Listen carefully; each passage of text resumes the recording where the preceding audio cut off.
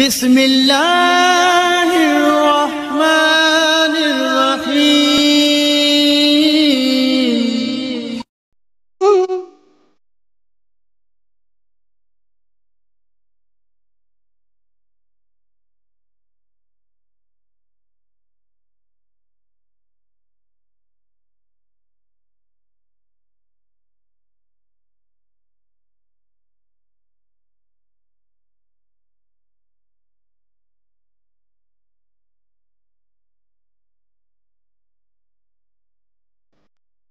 আসসালামু আলাইকুম রহমতুল্লাহ।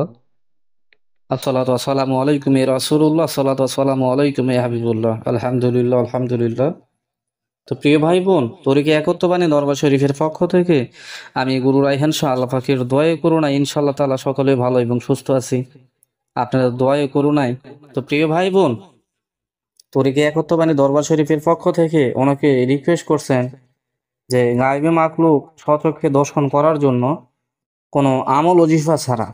তো প্রিয় ভাই বোন, যারা অত্যন্ত দুঃসাহসী, সাহস অত্যন্ত বেশি, যারা জিন ভূত নিজ চোখে দেখতে চান বা যারা এগুলো তর্ক বিতর্ক করেন, তাদের জন্য আজকে এই জাদুর সুরমা পড়া নিয়ে আপনাদের সঙ্গে আলোচনা করবো ইনশাল্লাহ। তো প্রিয় ভাই বোন, আমি বেশি কথা বাড়াবো না, ডিরেক্টলি আমি এই জাদুর সুরমা পড়ার প্রসেসটা আপনাদেরকে বলে দেবো ইনশাল্লাহ। আপনারা যদি সংগ্রহ করতে পারেন, এভাবে কাজ করতে পারেন, তো ইনশাল্লাহ যে কোনো রাশির যে কোনো লোক, আমার সকল ভক্ত ভিউয়ার সাবস্ক্রাইবার যারা আছেন সকলের জন্য ইনশাল্লাহ দেখতে পারবেন, আমি ফ্রিতে উন্মুক্ত করে দিলাম।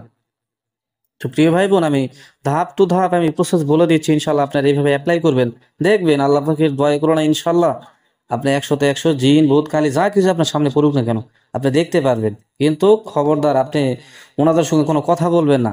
যদি আপনার নিজের সাধন ভোজন করা বা চালান ট্রান্সফার নিয়ে কোনো জিনিস থাকে, আপনি তাদের সঙ্গে কথা বলবেন।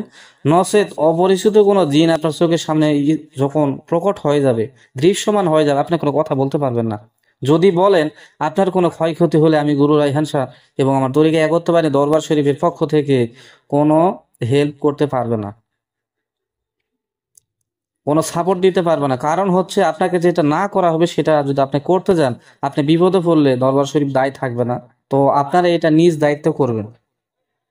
এতে ভালো হয় যদি আপনারা দেখতে চান বা দেখতেছেন, আপনারা কোনো কথা বলবেন না। আপনাদের কাছে আমার এতটুকুই অনুরোধ যে আপনারা কোনো কথা বলবেন না, জাস্ট খালি আপনার অন্তর চোখ দ্বারা আপনার চোখ ছায়া দেখতে পারবেন ইনশাল্লাহ। তো প্রিয় ভাই বোন, সর্বপ্রথম আপনাকে কালো বিড়ালের পিত্ত সংগ্রহ করতে হবে এবং কালো মোরগের পিত্ত। তো অনেকেই মনে করতে পারেন যে কালো বিড়াল তো সবসময় গ্রামগঞ্জে বা শহরে কোনো জায়গাতে পাওয়া যায় না। তো অবশ্যই পাওয়া যায়, কারণ হচ্ছে এগুলা বাইনাতি দোকানে কিন্তু বেশি পাওয়া যায়। যেসব জায়গায় এই কবিরাজি দ্রব্য মালামাল সচরাচর ক্রয় বিক্রয় হয়, সেখানে অবশ্যই আপনি পাবেন। কালো বিড়ালের পিত্ত নিবেন এবং কালো মোরগের পিত্ত নিবেন।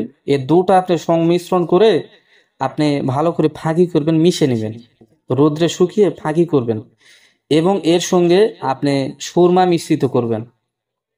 এই তিনটা দ্রব্য সংগ্রহ করে মিশ্রিত করে আপনি 1 সপ্তাহ একটানা এই সুরমার উপরে আপনি ছোট্ট একটু আমল ওজিফা আছে, 7 দিন আপনাকে আমল করতে হবে। ফজরের নামাজের পরে প্রথমে 3 বার তওবা করবেন, 11 বার দরুদ ইব্রাহিম এবং শেষ হয়ে 11 বার দরুদ ইব্রাহিম, এবং মাঝখানে আল্লাহ পাকের এই সিফাতি দুটি নাম আপনাকে 100বার জপ করতে হবে, দুটা মিলিয়ে।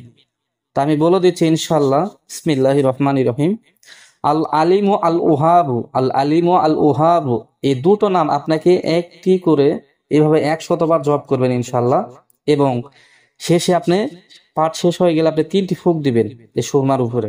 তো এভাবে আপনি ধারাবাহিকভাবে 7 দিন আমল শেষে আপনি এই সুরমা আপনার নিজের চোখে লাগিয়ে নেবেন এবং রাত্রি 12টার পরে আপনি কবরস্থানে অথবা শ্মশান ঘাটিতে, যদি সাহস থাকে, মনোবল থাকে, বল ঠিক থাকে, ইনশাল্লাহ আপনি শরীরটা পাকা বন্ধ করে নিয়ে ইনশাল্লাহ আপনি চলে যাবেন।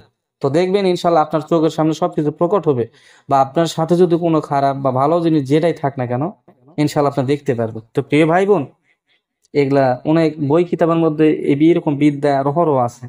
তা আমি এই বিদ্যাও দিলাম, একদম পাওয়ারফুল গুপ্ত বিদ্যা, যেটি অ্যাপ্লাই যেই করুক না কেন ইনশাল্লাহ সে 100-তে 100 কামিয়াবি হবে। আমি গুরু রায়হান শাহ বলতেছি, কারণ হচ্ছে এটা আমার গুপ্ত এবং পরীক্ষিত বিদ্যা।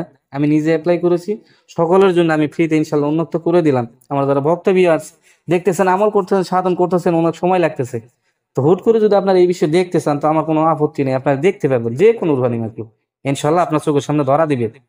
তো তো প্রিয় ভাই বোন, এরকম নিত্য গুপ্ত আমলে আপনাদের সামনে উপস্থিত হবো। সকলে ভালো থাকবেন, সুস্থ থাকবেন। আসসালামু আলাইকুম রহমতুল্লাহ।